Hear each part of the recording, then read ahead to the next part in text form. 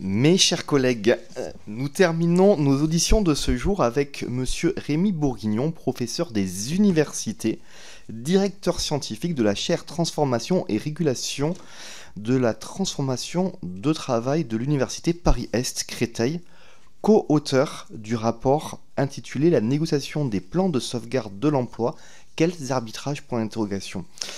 Publié en septembre 2020 et produit avec le soutien de l'Institut de recherche économique et sociale, l'IRES. Monsieur, je vous souhaite la bienvenue et vous remercie de prendre le temps de répondre à nos citations malgré un délai particulièrement contraint.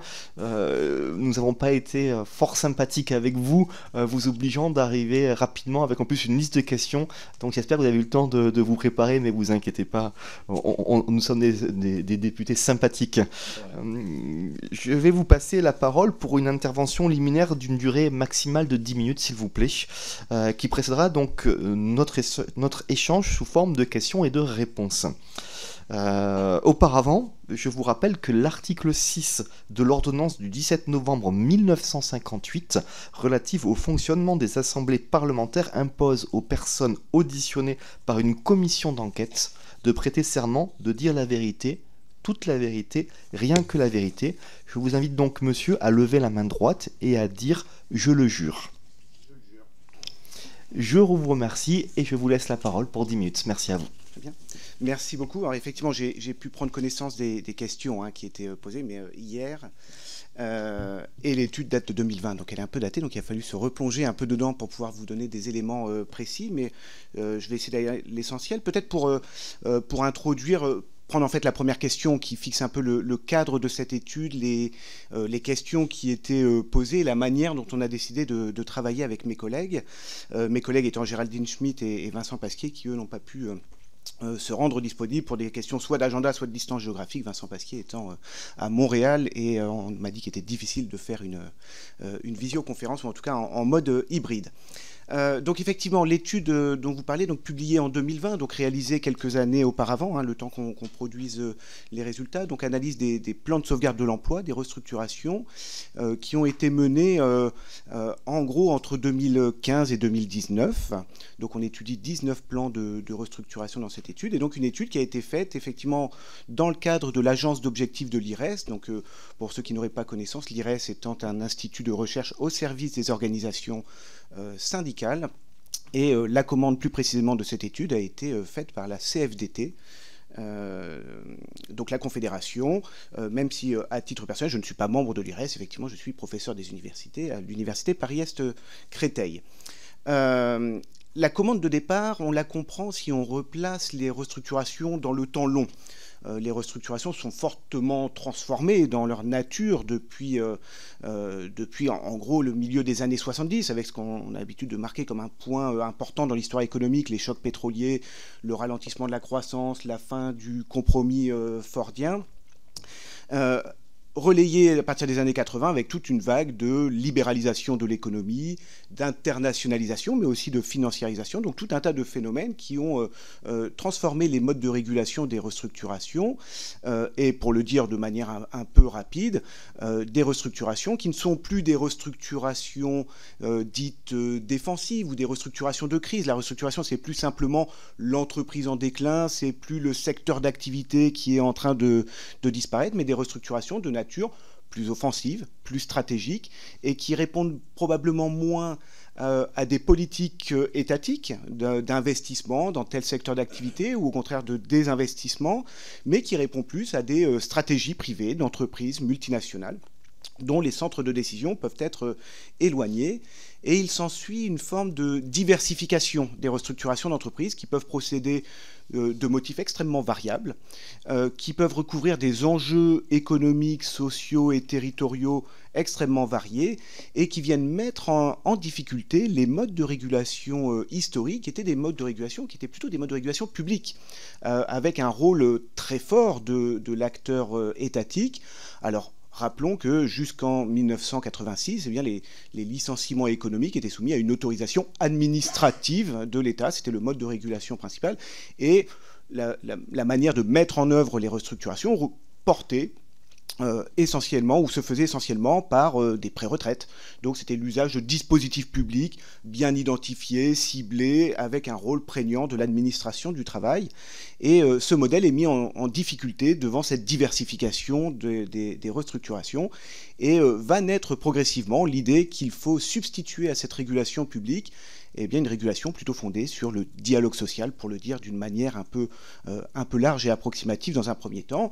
Ça se traduit en 1986 par l'abandon de cette autorisation administrative de licenciement et son remplacement par ce qu'on a appelé le plan social, dont, si on veut aller à l'essentiel, la caractéristique, c'est de soumettre les projets de restructuration à l'information-consultation des représentants du personnel. On reste toutefois dans un régime qui est l'acte unilatéral de l'employeur. C'est bien l'employeur qui décide de restructurer, c'est sa responsabilité, ce qui amènera d'ailleurs des évolutions législatives quelques décennies plus tard, mais on essaye de créer un espace pour qu'il y ait de la discussion sur ces restructurations, à la fois pour en éprouver la légitimité du motif économique, on reviendra probablement sur cette notion, mais également pour discuter les modalités retenues pour mettre en œuvre ces restructurations, que ce soit pour accompagner les travailleurs dans un reclassement ou que ce soit pour indemniser les mêmes travailleurs. Ce régime de l'information-consultation va lui aussi assez vite montrer ses limites. C'est-à-dire que quand on est avec des employeurs qui sont très ouverts à la question du dialogue social, de la négociation, eh bien, c'est un dispositif qui peut tout à fait fonctionner.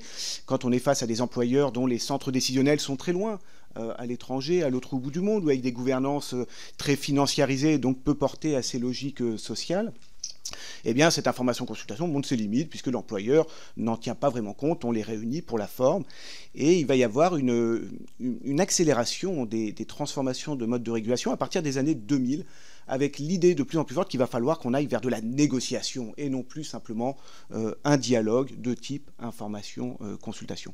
Alors ça passe, il y a des choses un peu anecdotiques, mais il y a un élément, j'ai cru qu'il était en creux dans une de vos questions, mais la loi de modernisation sociale de 2001 qui prévoyait une mesure qui n'a jamais été mise en œuvre, mais le droit de veto des représentants du personnel, qui était une manière finalement d'aller, sans le dire, vers la négociation, puisqu'il y avait possibilité de blocage des restructurations, et donc ça devenait progressivement une procédure contraignante, l'employeur devant désormais obtenir l'aval des représentants du personnel.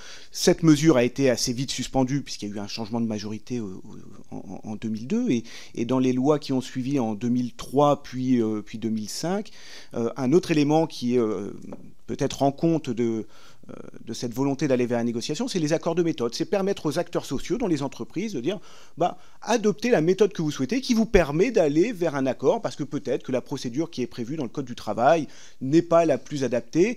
Donc on voit là des volontés de stimuler des logiques de négociation mais sans toutefois les imposer par la loi.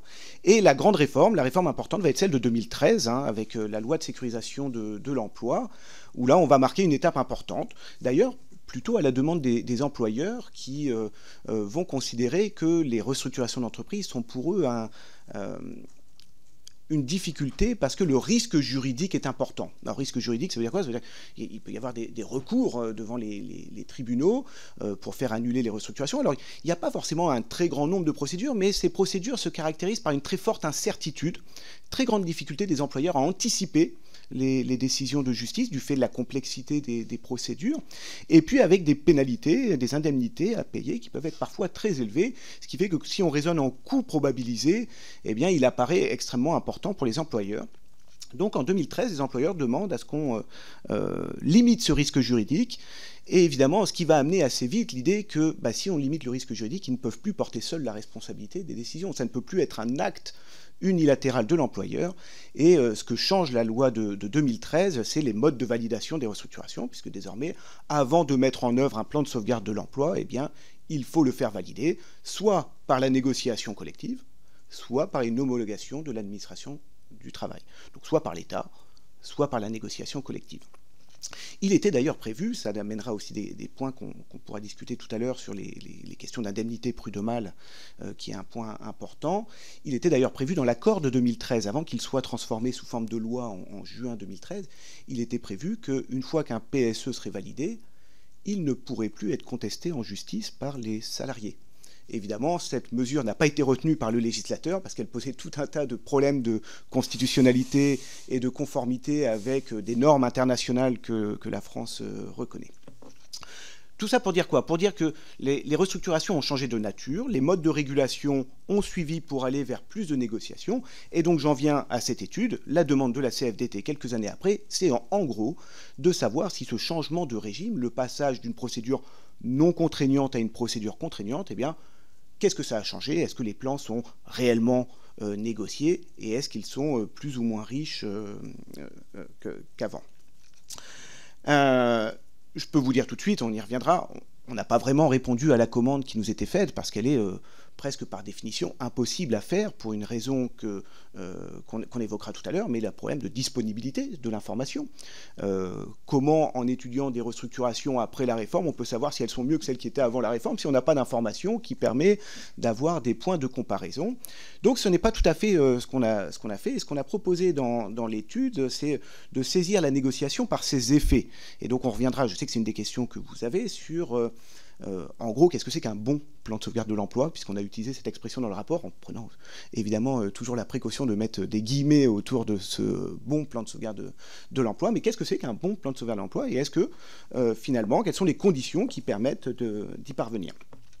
Et la particularité de la méthodologie qu'on utilise et donc, du coup des résultats qu'on a proposés, c'est de ne pas chercher des facteurs explicatifs de manière isolée en disant bah, c'est ça le bon facteur explicatif, c'est le rapport de force ou c'est donc telle ou telle stratégie syndicale ou c'est tel ou tel élément du cadre légal, mais plutôt d'essayer de comprendre comment les différentes conditions qui influencent le déroulement d'une restructuration eh bien, se combinent et forment des configurations. Donc on essaie d'avoir une explication multidimensionnelle à ces restructurations et à leurs effets. Donc le but de l'étude, c'était ça, c'était d'essayer de comprendre est-ce qu'un plan de sauvegarde de l'emploi, entre la version qui est proposée initialement par un employeur quand il en a l'idée et le plan de sauvegarde de l'emploi tel qu'il aboutit à la fin de la procédure, est-ce qu'il a évolué? Si oui, en quel sens? Et comment on peut essayer de comprendre cette évolution?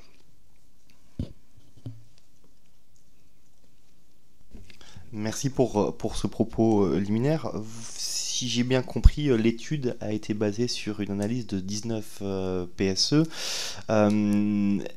Est-ce que vous pouvez nous dire à peu près quelle typologie d'entreprise était concernée par le PSE? Parce que 19, c'est beaucoup pour toutes les personnes qui sont impactées, mais c'est un échantillon qui reste assez limité au vu de l'importance et du sujet. Donc en gros, est-ce que ce sont des entreprises de quel domaine d'activité, de quelle taille, de quel territoire géographique? Est-ce que selon vous, l'échantillon qui vous a permis de réaliser cette étude est suffisant pour avoir une conclusion qui pourrait peut-être potentiellement être améliorée si l'échantillon était plus important? Peut-être pour le dire avec un mot qu'on utilise nous, chercheurs, il ne s'agit pas d'un échantillon représentatif et donc nous n'avons pas de résultats qui soient généralisables et qui soient des conclusions définitives. On a des entreprises de secteurs et de statuts différents. On a des entreprises qui relèvent plutôt de l'économie sociale et solidaire, d'autres qui vont être plutôt des très grandes entreprises multinationales du monde de la finance. Donc on va avoir des choses très très différentes à la fois en termes de taille, de secteur d'activité, d'implantation géographique. Et on va voir que l'implantation géographique dans certaines configurations est une question importante. Mais on a plutôt visé la diversité, mais sans aucune prétention à ce que les résultats soient généralisables. Ce qui nous a intéressé, c'est de comprendre les dynamiques internes à ces restructurations, sans possibilité de le faire. Alors pourquoi? Ça commence à nous introduire à la question des difficultés méthodologiques pour étudier les restructurations. C'est que nous ne disposons pas d'informations publiques sur les restructurations. C'est quand même un sujet qui reste extrêmement confidentiel, malgré des appels depuis de très nombreuses années des chercheurs à avoir des données un petit peu fiables. Et donc on a le choix, en fait, méthodologiquement, entre traiter des grands échantillons, mais qui nous donneraient des informations extrêmement peu fiables et extrêmement floues, dont on ne saurait pas trop quoi faire, ou alors faire des études très approfondies sur des échantillons limités, ce qui est plutôt la pratique en matière d'études des restructurations. On a beaucoup de ce qu'on appelle, nous, des monographies, donc on va même étudier une restructuration très en détail, parce qu'on n'a pas tellement d'options méthodologiques pour faire autrement. Ici, l'innovation, c'est d'avoir essayé, on a utilisé une méthode qui s'appelle la méthode quali-quantitative. On a essayé d'être quelque part entre les deux, en ayant un échantillon qui soit suffisamment important pour commencer à faire des comparaisons comparaison entre cas et pour essayer de capter des effets causaux, des influences, etc., tout en gardant la richesse des cas, puisque pour chacun des cas, il a fallu effectivement aller rencontrer des représentants des directions, représentants des organisations syndicales, des juristes qui ont pu accompagner, parfois aussi des représentants de l'administration du travail, donc toute une diversité d'acteurs. Donc les résultats ne prétendent pas, en tout cas il faut le dire tout de suite, à une forme de représentativité de ce que seraient les restructurations. Mais encore une fois, notre propos était moins de savoir ce que sont les restructurations plutôt que d'essayer de comprendre leur dynamique interne. Merci beaucoup pour cette réponse très précise. Et dernière question avant de passer la parole à monsieur le rapporteur.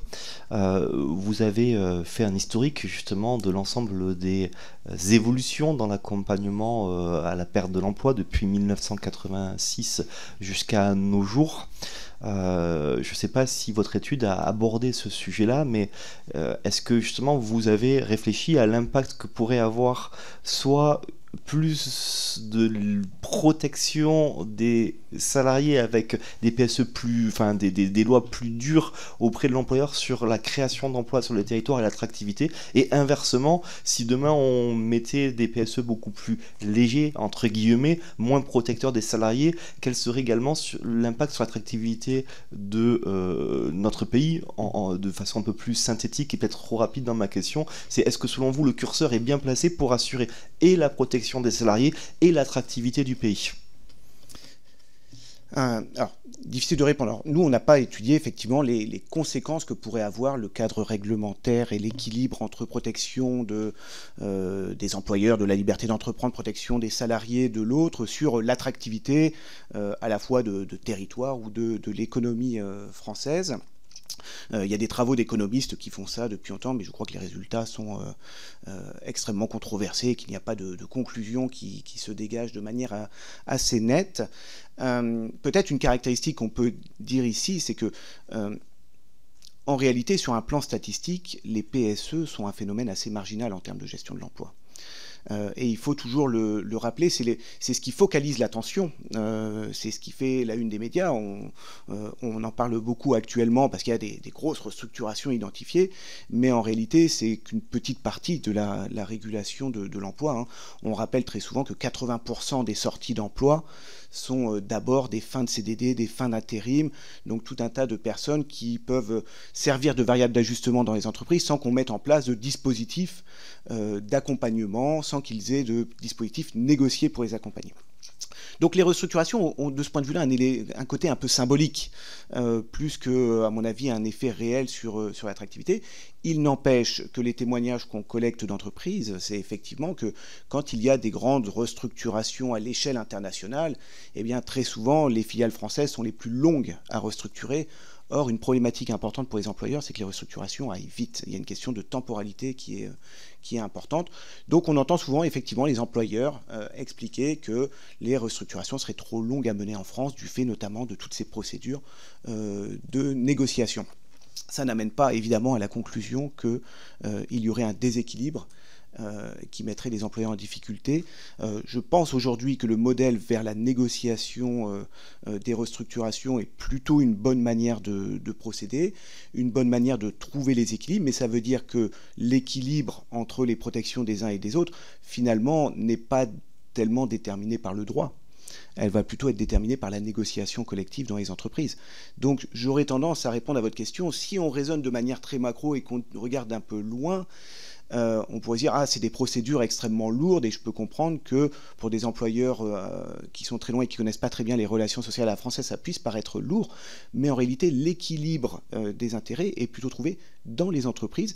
Donc il va y avoir probablement des équipes très différentes, avec des entreprises dans lesquelles on va trouver ces équilibres, et des entreprises dans lesquelles probablement les entreprises disposent en réalité de grandes marges de manœuvre pour restructurer sans toujours apporter les protections nécessaires ou qu'on pourrait attendre pour les salariés. Donc ça pose vraiment, ça change, je pense, ce changement de mode de régulation change aussi le regard sur comment on fait en sorte que les mécanismes de négociation, les mécanismes de régulation soient effectifs et fonctionnent. Et c'est un peu ça qu'on a essayé de comprendre dans cette étude, plutôt que de savoir si le cadre légal protège plus ou moins tel ou tel type d'acteur. Merci pour vos différentes réponses. Je passe la parole à monsieur le rapporteur.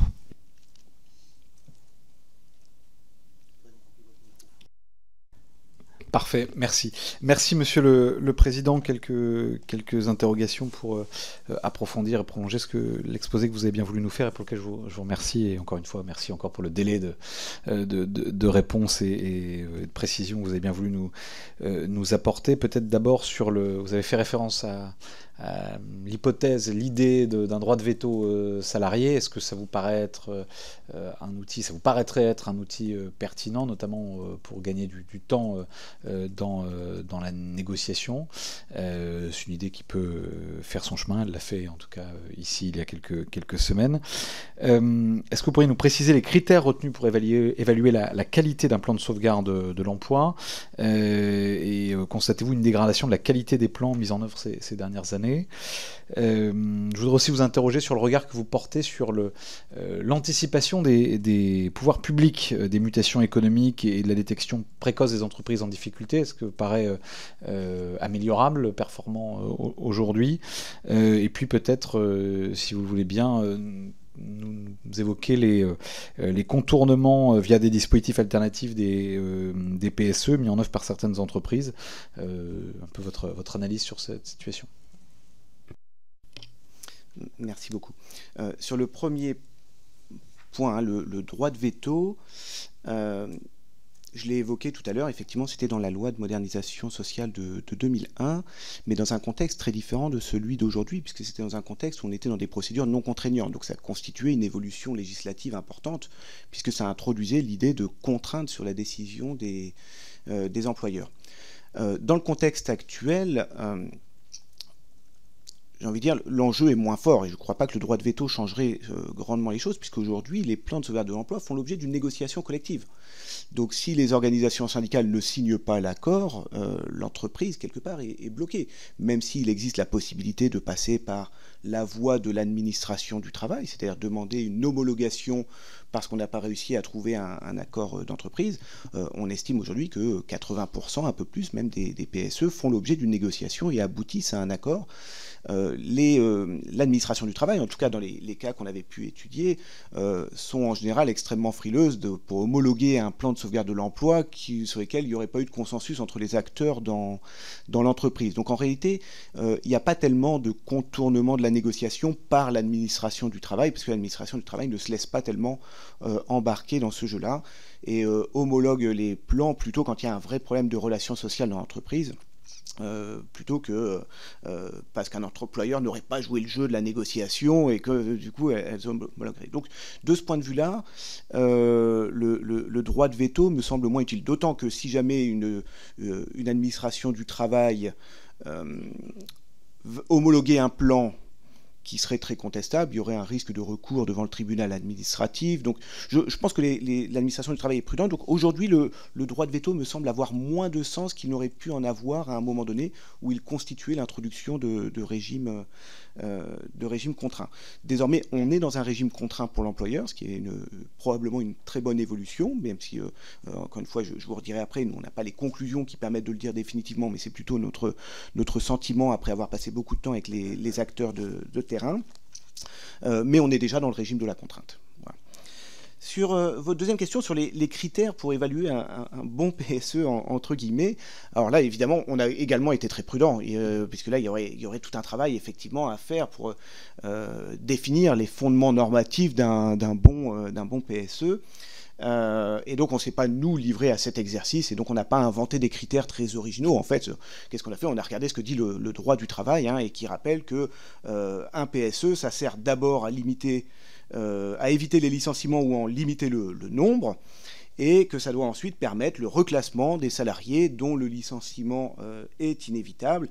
Et donc on s'est un peu calé sur ces critères. Donc on s'est dit, il y a finalement 3 grands critères d'évaluation des plans de sauvegarde, dont 2 d'ailleurs sont les critères utilisés par l'administration du travail elle-même quand elle reçoit un PSE et qu'on lui demande de l'homologuer ou non. Le premier critère, c'est est-ce qu'on a pu discuter de l'emploi? Est-ce qu'on a pu discuter du sureffectif mis en avant par l'employeur qui nous a dit il y a 200, il y a 300, il y a 800 emplois à supprimer? Est-ce qu'on a pu discuter ce chiffre? Est-ce qu'on a pu essayer de comprendre la motivation économique qui était derrière. Est-ce qu'on fait face à une difficulté? Est-ce qu'on fait face à des enjeux économiques qui mettent en cause la sauvegarde de la compétitivité de l'entreprise? Ou est-ce qu'au fond, on est sur des décisions très financiarisées d'entreprises qui cherchent à accroître les profits alors que ça va très bien, et ce, peut-être au détriment des salariés? Donc il doit y avoir une discussion sur ce plan. Et il nous semble que quand la discussion permet de faire évoluer à la baisse le volume d'emplois supprimés, ben c'est que quelque part le plan de sauvegarde de l'emploi a eu son effet, puisqu'il a bien pour but de limiter le nombre de licenciements. Ben si entre le début et la fin de la discussion, on a pu améliorer le plan, se rendre compte que la décision peut-être était infondée, qu'il y avait des estimations faites par l'employeur qui étaient peut-être excessives, puisque faut rappeler que dans les entreprises, quand on évalue un sureffectif, on le fait souvent à partir de ratios économiques et de décisions qui sont en réalité très éloignées des réalités du travail. Et l'intérêt d'avoir de la négociation, c'est que les représentants du personnel peuvent ramener cette réalité du travail et peut-être réévaluer les estimations faites par l'employeur. Donc ça, c'est un premier plan. Est-ce qu'on a limité le nombre d'emplois à supprimer? Donc est-ce qu'on a fait évoluer le montant du sureffectif? Ou est-ce que finalement, quelle que soit la discussion, l'employeur avait pris une décision au départ et elle reste parfaitement inchangée jusqu'au bout? Les deux autres critères sont plutôt sur les modalités d'accompagnement, avec d'une part, est-ce qu'on a un plan qui est plutôt riche en termes d'accompagnement? Est-ce qu'on va appeler un plan plutôt riche, là encore une fois avec beaucoup de guillemets? Est-ce qu'il va donner du temps aux salariés pour pouvoir se reclasser, penser son projet professionnel? Donc il y a la question des durées de congés de reclassement, qui est un critère important. Quels sont les dispositifs d'accompagnement qu'on va mettre en place? Est-ce qu'on les forme? Est-ce qu'on fait des bilans de compétences? Est-ce qu'ils sont accompagnés individuellement par un cabinet? Ou est-ce que finalement ils sont un peu laissés à eux-mêmes pour construire leur projet professionnel? De ce point de vue-là, il y a une très grande variation d'une entreprise à l'autre, et pour cause. D'une entreprise à l'autre, les enjeux sociaux ne sont pas les mêmes. C'est quand même pas la même chose de perdre son emploi dans un bassin d'emploi sinistré, dans une activité ou une industrie déclinante, plutôt que de perdre son emploi dans, je sais pas, les services informatiques en Île-de-France, où a priori on est sur un marché de l'emploi sur lequel il est quand même plus facile de se reclasser. Donc il est assez normal qu'on ait des plans différents. Ça veut dire qu'on ne peut pas évaluer dans l'absolu la qualité d'un plan, il faut la regarder par rapport à des normes. Et ça, on y reviendra parce que ça peut être un rôle important pour l'administration du travail. C'est quelle est la norme à partir de laquelle on dit c'est plutôt un bon plan, c'est-à-dire il y a plutôt un bon accompagnement, ou il y a plutôt un accompagnement un peu léger. Et là, on a besoin d'avoir des acteurs territoriaux, d'où l'administration du travail est intéressante, parce qu'elle connaît bien les bassins d'emploi, et elle connaît les normes, les capacités à se reclasser sur le bassin d'emploi, et des normes sectorielles également. Et le troisième critère qu'on a utilisé, qui va un peu dans la même logique que le précédent, mais c'est sur les indemnités qui peuvent être versées aux salariés, qui sont une question évidemment importante, sur les indemnités supralégales qui font l'objet de négociations, où là aussi, il y a des normes sectorielles, il y a des normes territoriales, et donc on considérera, en tout cas c'est comme ça qu'on a procédé, qu'un plan est plutôt de bonne qualité s'il est au moins équivalent à la norme sectorielle, peut-être plus. En revanche, un plan qui aurait des dispositifs d'accompagnement très inférieurs à la norme ou des indemnités très inférieures à la norme sera considéré dans notre méthodologie comme un plan plutôt pauvre, et on estimera que donc la négociation n'a pas réussi à faire évoluer le plan sur ces dimensions. Vous m'interrogez ensuite sur est-ce qu'on a vu une évolution des PSE sur les dernières années. Je renverrai à le point que j'ai évoqué tout à l'heure dans l'introduction liminaire. Eh bien, on n'en sait rien. Et on n'en sait rien parce qu'on n'a pas d'informations sur le sujet. Il n'y a pas de statistiques publiques. Je rappelle qu'il y a une base de données qui permet de connaître, d'avoir les accords collectifs d'entreprise, qui est une base de données publique, mais les PSE sont exemptés d'un dépôt sur cette base de données. Donc on n'a absolument aucune information. On peut regarder les statistiques de la DARES, de l'INSEE, etc. Il n'y a aucune information publique sur les restructurations. C'est la raison pour laquelle, je vous expliquais tout à l'heure, on est un peu condamné en tant que chercheur à travailler sur des tout petits échantillons, à travailler de manière qualitative, avec d'ailleurs entre nous des biais, j'aurais peut-être pu le préciser tout à l'heure, c'est qu'il faut y accéder à ces restructurations. Et donc comment on les identifie, nous chercheurs? On passe par des réseaux syndicaux, des cabinets spécialisés, etc., qui vont nous dire, tiens, il y a eu des restructurations. Et du coup, on étudie quand même des restructurations qui sont des restructurations accessibles. Ce qui fait que ce sont plutôt, allez, je vais le dire comme ça, on a un biais dans la recherche, c'est qu'on étudie plutôt les bonnes restructurations, celles sur lesquelles déjà il y a eu des intervenants, il y a eu des experts qui ont pu intervenir, il y a eu des avocats, etc. Où il y a des organisations syndicales qui sont plutôt bien implantées, et où l'entreprise a accepté de répondre. Et si l'entreprise a accepté de répondre, c'est qu'a priori, elle n'a pas excessivement honte du contenu de la restructuration. Donc ça, c'est tout un tas de billets, et je le souligne là, parce que je pense qu'il y a une vraie évolution qui est demandée depuis très longtemps par les chercheurs pour faire évoluer les pratiques en matière de transparence de l'information sur les restructurations, de manière à ce qu'on puisse faire ce travail d'étude et qu'on puisse donner des constats un peu objectifs qui vont alimenter le débat public. Donc là, pour le coup, on est incapable de répondre. Je peux donner un sentiment. Mais un sentiment qui vaut ce qu'il vaut, qui est plutôt du fait que dans nos recherches, on est très fréquemment dans les entreprises, on discute avec les acteurs, donc on capte un peu cette intuition, mais ça n'a pas de valeur scientifique, et donc je le précise tout de suite, et ce sentiment, c'est que les plans ont plutôt évolué positivement en termes d'accompagnement sur les dispositifs de reclassement et sur les dispositifs d'indemnité. En revanche, le sentiment, c'est qu'on parle un peu moins des décisions économiques depuis quelques années. Ça va nous amener sur les questions suivantes, sur ce motif économique. La discussion économique en tant que telle semble être un peu passée au second plan. Donc l'idée de développer un dialogue social et économique dans les entreprises françaises, aujourd'hui, ne semble pas tout à fait un objectif atteint, alors qu'il était quand même présent dans cette loi de 2013. Il y avait quand même cette idée qui était très présente. Je suis les questions, puisque je pense que vous me les avez posées dans l'ordre de ce qui apparaît ici, mais si j'en oublie, n'hésitez pas à m'interpeller. Le regard que je porte sur la capacité de l'administration du travail à anticiper les mutations économiques ou à détecter les entreprises en difficulté, là aussi je vous fais une réponse un peu frustrante, c'était pas l'objet de notre étude. Donc nous on a plutôt étudié l'effet ou l'intervention de l'administration du travail ou des pouvoirs publics pendant la négociation d'une restructuration, c'est-à-dire une fois qu'elle a déjà été annoncée.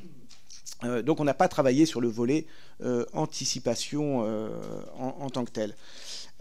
Et puis alors, je profite de cette question pour souligner que, en tout cas, nous, on ne met pas un signe égal entre restructuration et entreprise en difficulté. Je pense que c'est vraiment un élément important.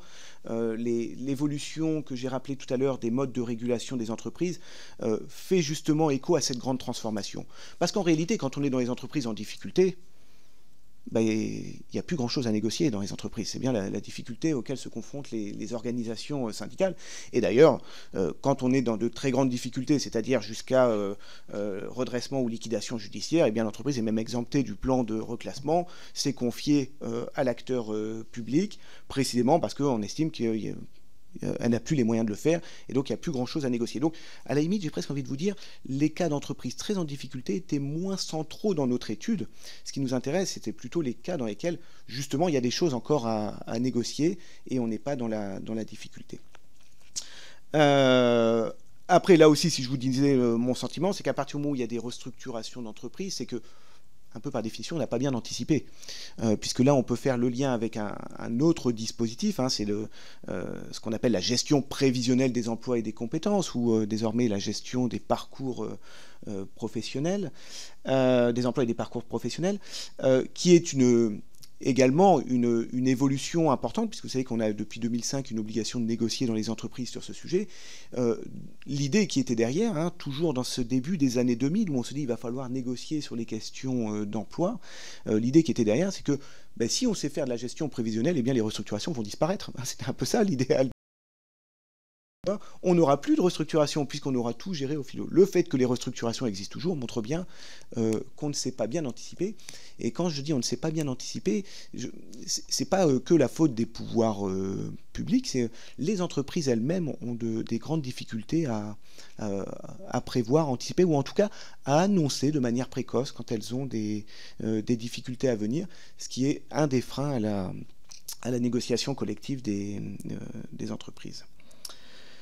Je pense que vous m'avez questionné également sur les éventuels contournements des PSE.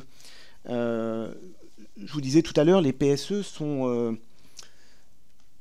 sont en fait marginales dans les modes de gestion de l'emploi, hein, puisque, encore une fois, les licenciements économiques, c'est 20% des sorties d'emploi, et les PSE ne sont qu'un petit pourcentage des licenciements économiques, puisque beaucoup de licenciements économiques se font sur une base individuelle et non pas sur une base collective.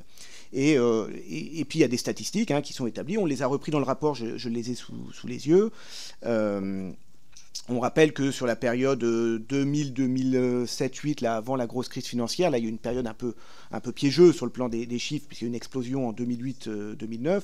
On était à un peu plus de 1000 plans de sauvegarde de l'emploi par an. Et on est, depuis 2010, en gros, à moins de 700. Ça fluctue entre 650 et 700 plans par an. En tout cas, nous, on avait regardé les statistiques jusqu'en 2019. Ce qui en réalité est assez peu. On aurait pu s'attendre à ce qu'il y ait plus de restructuration. On peut expliquer ça de plusieurs manières. On peut l'expliquer par des formes de contournement, effectivement, c'est-à-dire l'entreprise qui évite son obligation, qui évite de se soumettre à ce plan de sauvegarde de l'emploi parce qu'elle estime que c'est lourd en termes de procédure, parce qu'il y a du risque juridique, parce que ça coûte cher, il y a de l'indemnité, il y a du reclassement, etc., et qu'on préfère utiliser d'autres formes d'ajustement de l'emploi. Et donc la variable première utilisée par les entreprises, c'est les contrats courts, utiliser tout un volant d'un CDD, d'intérim, de manière à ce que ce soit la variable d'ajustement. En cas de difficulté, on ne renouvelle pas les contrats, ça va très vite, il n'y a pas d'accompagnement, il n'y a pas de dispositif à mettre en place, il n'y a pas de discussion et on échappe à tout un tas d'obligations. Il peut y avoir aussi dans les entreprises, plutôt les petites et moyennes entreprises, des jeux sur les effets seuils, puisque vous savez que le plan de sauvegarde de l'emploi se définit de manière très stricte. Au moins 10 emplois supprimés sur une période de 30 jours consécutifs. Donc en jouant sur les effets seuils, eh bien, on peut échapper à ces procédures. Et puis il y a toute une forme d'individualisation des ruptures, notamment par l'usage des ruptures conventionnelles qui se faisaient sur un plan individuel dans les entreprises et qui se font désormais sur un plan collectif, puisque c'est le fameux dispositif de rupture conventionnelle collective qui permet de mettre en place un régime qui va permettre de faire des départs un peu au fil de l'eau et qui n'est pas soumis au PSE. Donc ça, c'est un peu pour la partie un peu contournement, où on laisse entendre quand même les entreprises ne jouent pas vraiment le jeu de l'obligation légale qui leur est faite de négocier avec les représentants du personnel et de mettre en place des dispositifs. Mais on peut aussi souligner que la faiblesse des plans de sauvegarde de l'emploi peut aussi être une bonne nouvelle. Ça peut aussi vouloir dire qu'on met en place des modes de gestion de l'emploi plus doux et plus au fil de l'eau. Parce que quand même, quand l'entreprise débarque et dit il y a 600 emplois à supprimer, on est quand même sur un moment un peu traumatique pour les salariés qui vont en être victimes, pour la dynamique de l'entreprise. Et donc, il y a des formes d'individualisation et d'étalement des départs. Et encore une fois, la RCC, je crois, visait à permettre, à donner un cadre légal à cette pratique qui existait déjà en réalité dans les entreprises, mais qui se faisait souvent sous forme d'un article ou d'un chapitre glissé dans les accords de gestion prévisionnelle des emplois et des compétences. Donc la pratique existait, mais n'était pas tellement sécurisée sur le plan réglementaire. Elle l'est avec les ruptures conventionnelles collectives. Donc là aussi, il est assez difficile de savoir quel est l'effet de substitution. Ce qu'on peut à peu près dire de manière certaine, c'est que le nombre d'emplois de PSE paraît faible, donc il y a bien du contournement. Par contre, ce contournement peut-être se fait pour de bonnes raisons, si c'est pour avoir des modes d'ajustement qui sont plus souples avec un accompagnement dans le temps long des salariés, peut-être plus embêtant si c'est effectivement sous des formes de précarité avec l'usage de l'emploi court qui n'est pas accompagné. Merci beaucoup pour vos réponses. Je vais passer la parole à mon collègue député, Monsieur Courbon. Oui, merci Monsieur le Président. Je ne voulais pas couper court à votre intervention, mais effectivement, je voulais rebondir sur un propos que vous avez eu par rapport au périmètre de votre étude, en disant qu'on n'est pas intervenu dans une logique d'anticipation, d'analyse des plans sociaux. Le travail a vraiment porté sur la situation au moment de la négociation. Est-ce que vous avez pu quand même creuser, on va dire, sur ce que j'appellerais quelque part une étape intermédiaire, non pas dans l'anticipation, mais juste avant la négociation concrète, c'est-à-dire quand il commence à y avoir un certain nombre d'alertes qui sont portées en amont de la négociation des PSE, sur voilà, des remontées qui sont faites par des élus sur les territoires, par des organisations syndicales, etc. Donc quand on sent qu'il commence à y avoir des difficultés et qu'il y a parfois voilà, un certain nombre de signaux plus ou moins faibles ou plus ou moins forts et qui sont plus ou moins pris en compte au moment où ceci remonte. Ça, c'était la première question. La deuxième question, c'est est-ce que vous pouvez nous dire quelque chose de votre analyse, on va dire, du pouvoir d'agir des comités centraux d'entreprise actuels par rapport aux ex-instances représentatives du personnel fusionnées à la suite des ordonnances de 2017 et effectives depuis 2020. Est-ce que ça a changé quelque chose dans la manière dont sont conduites les négociations, ou est-ce que de manière pratico-pratique dans la conduite de ces négociations, finalement, voilà, le pouvoir d'agir et d'action des salariés dans la négociation des PSE s'est trouvé renforcé ou affaibli? Alors, sur le premier point, alors c'est une question importante. Dans les cas qu'on a eus, on n'a pas eu de cas très problématiques de ce point de vue-là. Mais ce qu'on a pu observer, alors on avait des cas d'entreprise où il n'y avait pas vraiment de surprise. C'est-à-dire que tout le monde savait que ça allait pas très bien, que ça allait arriver. Et d'ailleurs, la restructuration, la négociation se déroule de manière presque un peu apathique, avec une logique un peu défaitiste. On savait que ça arriverait.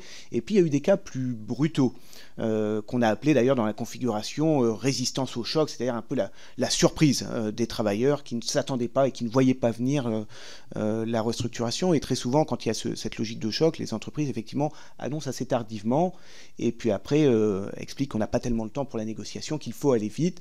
Et donc, la nécessité d'annoncer très tôt est probablement un point important et qui fait souvent débat et polémique dans les entreprises, puisqu'une manière de couper court à la négociation, c'est effectivement de ne pas laisser le temps à cette négociation. Donc dans les cas que nous on a rencontrés, on n'a pas eu de cas majeurs de ce type-là, mais la question du temps est toujours très très forte, avec des entreprises qui veulent souvent aller très vite au départ, et c'est précisément la capacité d'agir ou le rapport de force que sont capables de construire les représentants du personnel qui vont permettre de remettre du temps pour la négociation. De ce point de vue-là, et ça anticipe un peu sur les résultats, il faut souligner le rôle parfois très utile qu'on a pu observer de l'administration du travail, justement quand on était dans des cas d'entreprise qui annoncent tardivement, hein, donc c'est pas un défaut d'anticipation, c'est plutôt une annonce tardive de la restructuration. Parce que l'entreprise peut-être avait les informations, c'est ça que je sous-entends derrière, et qui après veut aller très très vite en négociation et essaye de contraindre un peu les représentants du personnel. On a eu des cas d'entreprises dans lesquels l'employeur a très vite essayé de contourner les organisations syndicales pour aller se tourner vers l'administration du travail. Et là, les cas qu'on a observés, c'est que l'administration du travail s'est plutôt montrée menaçante avec les entreprises en disant s'il n'y a pas de négociations réelles avec les organisations syndicales, on va être particulièrement regardante et particulièrement exigeante sur les plans, et donc les employeurs ont assez vite fait marche arrière et ont dit bon ok, on va négocier. Donc on a vu beaucoup de cas dans lesquels il y a eu des retournements de situation de ce type-là, un employeur qui ne veut pas négocier spontanément mais qui est contraint, et c'est pas que la capacité d'agir des représentants du personnel, c'est aussi l'articulation qui peut se faire avec l'administration du travail. Sur votre deuxième question, alors là, nos résultats ne vont pas y répondre, puisque par définition, la mise en place des CSE est postérieure à l'étude, hein, donc on n'a pas pu étudier ce régime-là. Alors, peut-être juste un point très juridique, hein, de procédure, hein, puisqu'on est dans le régime de la négociation, ce ne sont pas les CSE qui négocient avec les employeurs les plans de sauvegarde de l'emploi, hein, ce sont bien les délégués syndicaux, donc les acteurs n'ont pas changé de ce point de vue-là. Par contre, effectivement, la question qui se pose derrière, c'est est-ce que les nouvelles instances de CSE permettent d'avoir un meilleur dialogue économique qui permettrait de mieux alimenter les négociations collectives, puisque c'est quand même bien le but. Le dialogue économique, il faut le rappeler effectivement, il est fait avec les représentants élus du personnel, hein, donc les comités socio-économiques, alors que la négociation se fait avec les délégués syndicaux. Et donc la question de l'articulation entre les deux est évidemment une question importante. Alors là, je peux essayer de vous répondre, alors non pas à partir de cette étude, mais une autre étude sur laquelle j'ai été impliqué, puisqu'avec quelques collègues, on avait mené une des études d'évaluation des comités socio-économiques pour le compte de France Stratégie, et du comité d'évaluation des ordonnances travail. Et ce qu'on avait observé, mais comme l'avaient observé les autres études, et d'ailleurs c'était les conclusions du comité d'évaluation lui-même, c'est que, en tout cas au moment où on terminait l'étude, donc plutôt sur 2022, les CSE n'avaient pas encore trouvé leur régime de croisière, leur mode de fonctionnement, et donc l'articulation entre le dialogue économique et les syndicats s'est plutôt affaibli, avec notamment, c'est un constat qui a été fait et assez objectivé, je crois, une forme de centralisation des relations sociales et des discussions dans les entreprises, donc avec un décrochage progressif avec le dialogue de proximité, donc la connaissance de la réalité du travail. Donc là, le lien avec les PSE n'a pas été étudié directement et je n'ai pas connaissance d'études qui l'auraient fait, mais probablement qu'une des difficultés à terme, c'est comment remettre les questions du travail et de la réalité du travail dans la négociation des restructurations d'entreprise si on n'a plus d'acteurs de terrain qui sont très directement connectés. Ça renvoie au passage à des débats qu'on a en ce moment sur d'autres champs, mais voilà, sécurité du travail et puis réforme des retraites, on a beaucoup dit que c'était beaucoup des enjeux de questions de travail et de dialogue sur le travail. Aujourd'hui, les réformes qui ont eu lieu ont plutôt affaibli un petit peu plus le dialogue sur le travail qui n'était déjà pas en très grande forme. Je passe la parole à ma collègue, merci. Merci Monsieur le Président. Alors je ne vais pas sacrifier à l'habitude de la Commission qui est de vous voyer son interlocuteur, même si je connais Monsieur Bourguignon, puisque nous avons travaillé ensemble à l'IAE de Paris. Parce que dans le cadre de cette commission d'enquête, il s'agit aussi d'identifier de quelle manière les entreprises qui ont pu bénéficier d'aides publiques ont pu être, on va dire, avoir une certaine responsabilité vis-à-vis des procédures de licenciement. Enfin, dit autrement, est-ce qu'une entreprise notamment les grandes entreprises qui bénéficient de fonds publics régulièrement, sont moins à même de licencier ou au contraire utilisent de la même manière les choses. Donc je vais dire les choses autrement. D'abord, je trouve que c'est important de repréciser ce que vous avez dit, c'est-à-dire que la restructuration n'intervient pas uniquement dans le cas de défaillance, mais c'est un mode de management à part entière des entreprises. Donc, qu'on le dise, c'est une manière de gérer les emplois. C'est pas toujours lorsqu'on est en difficulté qu'on restructure et qu'on licencie, mais ça beaucoup d'études l'ont montré, mais c'est une manière de gérer soi-disant du sureffectif. C'est aussi un signal qu'on envoie à l'extérieur, parfois même au marché boursier, etc., pour dire qu'on est une entreprise qui devient plus productive. Donc c'est intéressant de bien avoir fait la distinction entre les vraies défaillances d'entreprise, pour lesquelles c'est important aussi de se concentrer, et le mode de management et les pratiques internes des entreprises qui consistent à licencier.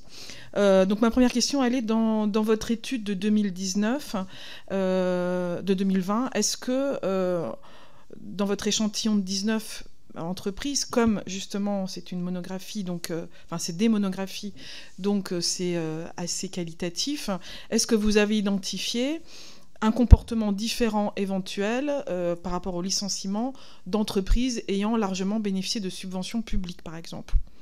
Est-ce que ça pourrait être un élément de différenciation, ou alors pas du tout, ou ça ne vous paraît pas pertinent? C'est une première question. La deuxième, la réponse a un peu été évoquée tout à l'heure. On sait que depuis la mise en place des ruptures conventionnelles, on a une tendance avérée à la substitution finalement des licenciements à la rupture conventionnelle. Et donc de fait, c'est un peu ce que vous avez évoqué, d'un mode plus doux de gestion de la main-d'œuvre qui consiste à donner plus de place à la rupture conventionnelle, y compris des ruptures conventionnelles qui sont qualifiées de subies et pas forcément choisies par les salariés notamment. Voilà. Est-ce que là, vous avez des éléments aussi à nous communiquer ou qui pourraient un peu nous éclairer? Merci. Alors, merci pour ces questions. Première question sur les entreprises qui auraient bénéficié de financement public. Alors, sur l'étude, je vais répondre très vite parce que je n'ai pas un souvenir assez précis des cas pour dire si on a rencontré ça. Et en tout cas, ce n'est pas un élément que nous, on avait considéré dans l'étude et qu'on a regardé spécifiquement, peut-être à tort d'ailleurs, parce que ça me semble une question importante. Il me semble qu'en tout cas, enfin, c'est ce qu'on observe, le fait qu'une entreprise ait bénéficié de financement public peut être aussi une manière de redonner du pouvoir aux représentants du personnel, puisque c'est un argument qui est très largement utilisé pour mettre en cause et qui est intégré dans les discussions sur le motif économique. Alors, moi, il me semble que il ne s'agit pas de mettre en cause les entreprises et qu'elles auraient touché un financement public. Il faudrait effectivement faire la transparence sur qu'est-ce qui a été fait, quel usage a été fait de ce financement public. Et donc, ça renvoie, je crois, au débat que j'ai évoqué tout à l'heure.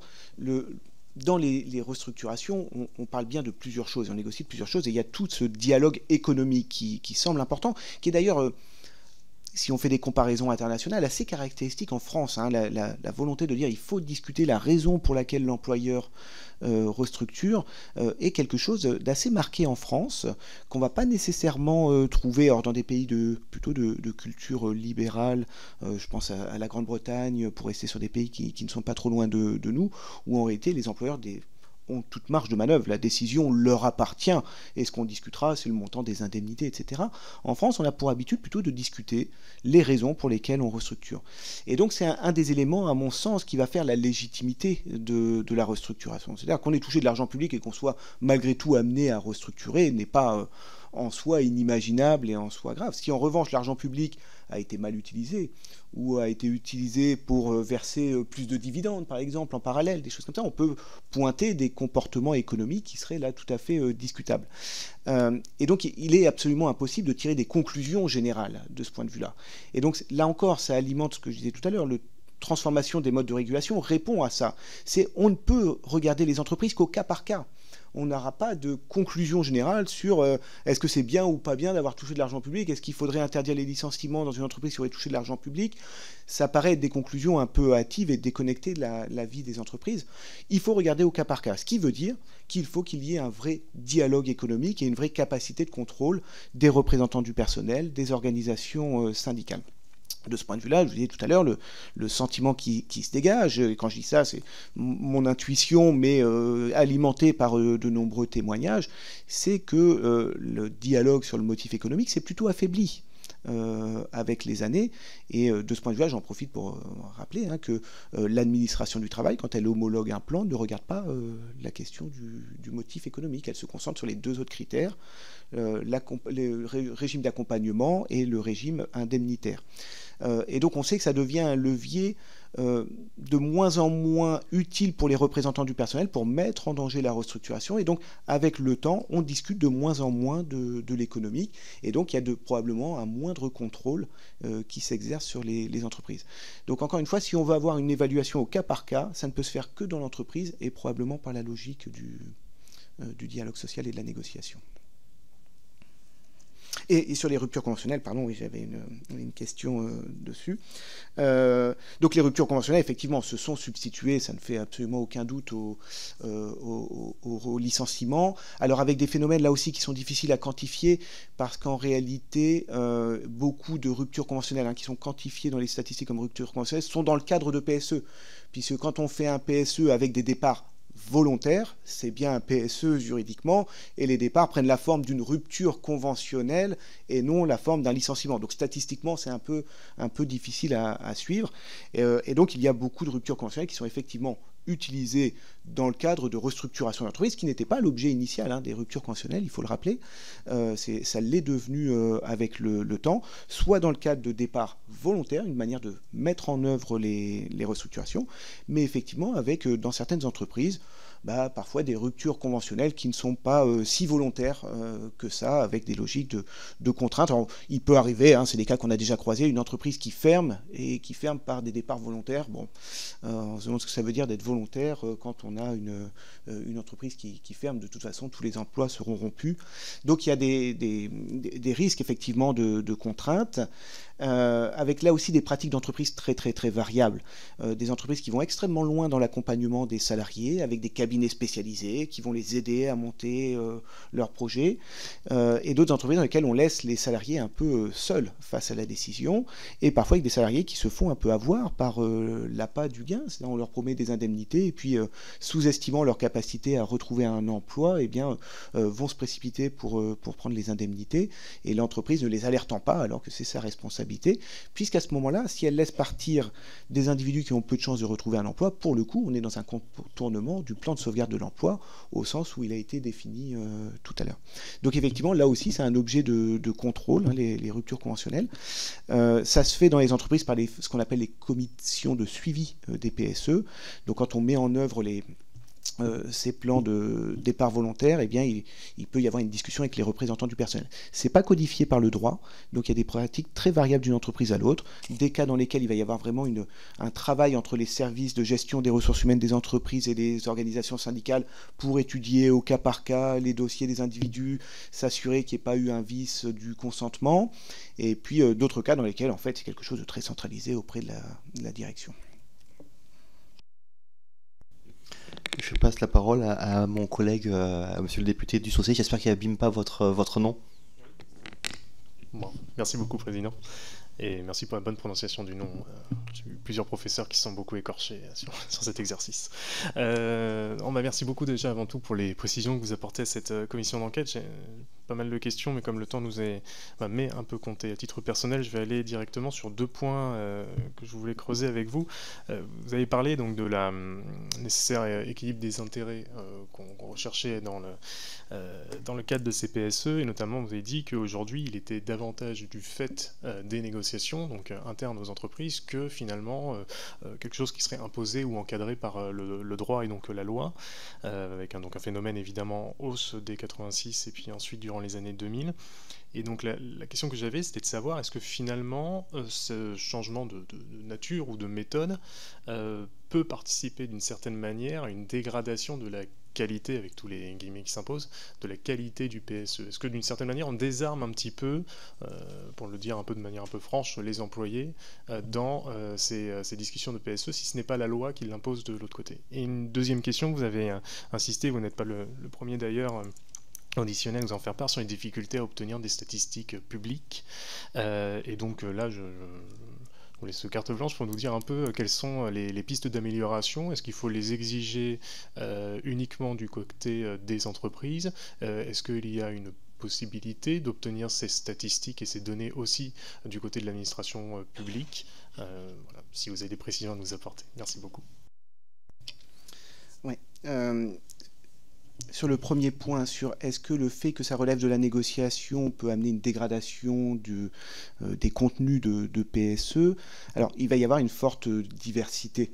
Dans le régime antérieur, à 2013, on est bien dans un acte unilatéral de l'employeur. Donc on a rarement eu le cas où la loi ou les pouvoirs publics imposaient des contenus aux restructurations. En réalité, ça se faisait de manière indirecte lorsqu'on finançait essentiellement les sorties par des ruptures, des pré-retraites. Quand on utilisait très largement la pré-retraite, évidemment, il y avait un dispositif public, mais en fait, c'est parce que c'était un financement aussi public des sorties d'emploi. Ce régime-là, on l'a quitté il y a longtemps. Et donc, sur la période, si je refais un peu mon histoire de tout à l'heure, entre 86 et 2013, on est sur des plans qui sont des actes unilatéraux d'employeurs. Et donc, c'est probablement dans ce régime-là qu'on a vu beaucoup de plans déséquilibrés, et c'est la raison pour laquelle il y avait une tendance à la judiciarisation des restructurations d'entreprises, parce qu'il y a eu des décisions de justice quand même assez marquantes dans la période, des annulations de plans, etc., donc qui montraient qu'il y avait bien un déséquilibre. Donc, de ce point de vue-là, le fait de faire un contrôle non plus a posteriori par le juge, mais un contrôle a priori, soit par l'administration du travail, soit par la négociation collective, serait plutôt de nature, en tout cas c'est l'hypothèse naturelle que je formulerai, à faire monter le degré d'exigence, parce qu'il faut une validation a priori. Donc un plan qui serait très en deçà des attentes légitimes, normalement, ne devrait être validé ni par des organisations syndicales, ni par l'administration du travail. Donc ce régime aurait plutôt tendance à faire monter. Si ce n'est qu'il faut préciser tout de suite que tout cela dépend bien sûr de la nature des rapports de force dans les entreprises, et qu'il faut garder en tête qu'on a une implantation syndicale en France qui est extrêmement déséquilibrée, très forte dans les très grandes entreprises, moyennement forte dans les ETI et faible dans les petites et moyennes entreprises. Et donc quand on est dans des entreprises avec une implantation syndicale soit totalement absente, soit qui est très faible, quand vous avez un ou deux délégués syndicaux un peu isolés, qui ont peu de temps à consacrer à leur mandat, est-ce qu'ils sont vraiment en capacité d'aller négocier, de savoir quelle est la fameuse norme sectorielle ou norme territoriale pour... Bon, en fait, ils n'en savent pas grand-chose, et donc il peut y avoir des négociations déséquilibrées et donc des plans qui sont très défavorables aux salariés, alors même qu'ils ont été signés par des organisations syndicales. Donc là, ça pose une question qui n'est pas, j'allais dire, propre au PSE, qui est une question qui se pose sur la négociation collective en général.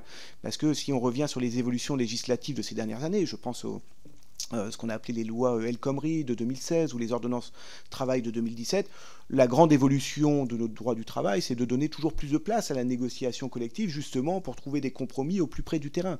Ce qui est probablement une bonne idée, à condition qu'on ait des acteurs de terrain qui soient en capacité de faire ce travail et qu'il y ait une forme d'équilibre des rapports de force. Sur la statistique publique, y a des choses qui peuvent être très simples à faire. Hein. Les PSE existent, donc déjà les données existent. Donc elles pourraient être saisies sur la fameuse base de données dont j'ai parlé tout à l'heure. J'imagine que, j'ai pas regardé les débats législatifs à l'époque, mais j'imagine que si on les a exemptés, c'est parce qu'il peut y avoir dans ces documentations des informations économiques, stratégiques, etc., qu'on ne met probablement pas sur la place publique. Mais pourquoi elles ne seraient pas saisies malgré tout dans cette base de données, avec un accès qui serait réservé à des chercheurs, avec un conventionnement qui va bien, comme on sait faire habituellement quand on travaille avec les institutions, pour avoir une garantie sur l'anonymat, le secret des données, etc. Même si ce n'est pas déposé sur cette base de données, par définition, par nature, c'est dans l'administration du travail, puisque tous les plans passent par l'administration du travail, soit pour une homologation, soit pour une validation, après une négociation. Donc les données existent, donc les plans existent, et il pourrait déjà y avoir un travail qui serait fait pour peut-être les saisir et faire des bases de données qui nous permettraient d'objectiver un certain nombre de constats sur le contenu des plans. Merci monsieur pour l'ensemble de vos réponses, et je vous propose éventuellement de compléter nos échanges en répondant par écrit au questionnaire qui vous a été transmis il y a quelques jours, et en adressant tout document que vous jugerez utile suite à nos échanges de rajouter à la connaissance de la commission d'enquête. Le cas échéant, en répondant également par écrit aux questions que le rapporteur et les députés ont pu vous poser au cours d'audition, mais je crois que vous avez répondu à toutes nos questions, donc mais bon, sait-on jamais, si jamais il y a un petit point vite, ils m'ont posé la question et je pense maintenant à le rajouter dans la réponse que nous ferez dans les prochains jours, prochaines semaines. Merci à vous. La séance est levée.